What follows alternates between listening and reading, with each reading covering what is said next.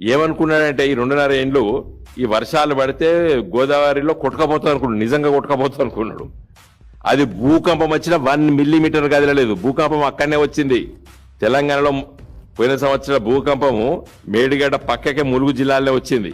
ఇట్లా షేక్ అయింది మొత్తం, కానీ 1 మిల్లీమీటర్ కదలలేదు మేడిగడ్డ. మిల్లీమీటర్ మైండ్ ఇట్, అంటే ఎంటికి అంత కూడా కదలలేదు. మేడిగడ్డ బ్యారేజ్ అంత గట్టిగా ఉన్నది. జరిగిన 2 పిల్లర్లని రిపేర్ చేసి నీళ్లు ఇదివరకే కాపాడితే బాగుండు. నిన్న మిడ్ మానేర్లో మొత్తం ఎండిపోయింది. మిడ్ మానేర్ కేసీఆర్ గారు ముఖ్యమంత్రి మిడ్ మానేర్ ఎండాకాలంలో ఫుల్ ఉండే, ఇవాళ ఎండిపోయింది.